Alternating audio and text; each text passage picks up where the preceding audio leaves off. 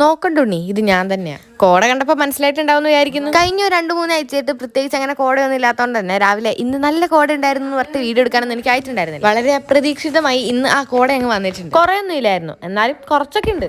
ഒരു കാര്യം പറയാൻ മറന്നുപോയി, എല്ലാവർക്കും ശിശുദിനാശംസ. ചിലപ്പോൾ ഞാൻ ഇത് 16-ാം തീയതി ആയിരിക്കും അപ്ലോഡ് ചെയ്യാം, പക്ഷേ ഇത് ഞാൻ 14-ാം തീയതി എടുത്ത വീഡിയോ. ഇപ്പോഴുള്ള സൗണ്ട് നിങ്ങൾ തന്നെ കേട്ടോക്ക്.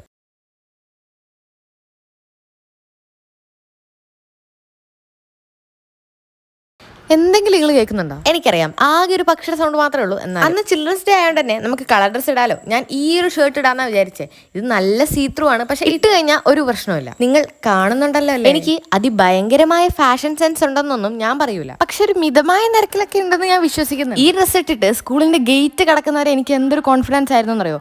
പക്ഷെ അത് കഴിഞ്ഞപ്പോഴത്തേക്കും എല്ലാം ഖത്തം ഹോഗയ. എന്റെ കുറച്ച് നല്ലവരായ തങ്കപ്പെട്ട സുഹൃത്തുക്കൾ എന്നെ അങ്ങ് അഭിഷേകം ചെയ്യാൻ. ആൻഡ് ബൈ ദ ബൈ, ഇന്ന് രാവിലെ കഴിക്കാൻ ഈ പിട്ടായിരുന്നു. പിന്നെ ഇന്ന് വൈകുന്നേരമായിരുന്നു അതിഥിക്കൊക്കെ ടൂർ പോകേണ്ടത്. അത് ഞാൻ ഇന്നലത്തെ വ്ളോഗിൽ ഇട്ടിട്ടുണ്ടായി, കണ്ടിട്ടുണ്ടാവുമെന്ന് വിചാരിക്കുന്നു. അതുകൊണ്ട് തന്നെ വൈകുന്നേരം വീട്ടിൽ വന്ന പാടെ അതിനുള്ള പ്രിപ്പറേഷൻസ് ആയിരുന്നു. ഇന്ന് വൈകുന്നേരം സാധാരണ പോലെയല്ല, ഒരു വളരെ ചെറിയ നിരക്കിൽ കുറച്ച് കോടയല്ല, പക്ഷെ ക്യാമറയിലൊന്നും കിട്ടുന്നില്ലടാ. എനിവേ, ഞാൻ ആത്ത് കയറി നോക്കുമ്പോഴത്തേക്കും അതിഥിക്ക് ഇന്ന് കൊണ്ടുപോകേണ്ട ഡ്രസ്സെല്ലാം കൂടെ അമ്മ തേച്ച് വെക്കലായിരുന്നു. മിനിഞ്ഞാന്ന് നമ്മൾ മേടിച്ച ഈ വൈറ്റ് പാൻസ് ഓർമ്മയുണ്ടല്ലോ അല്ലേ.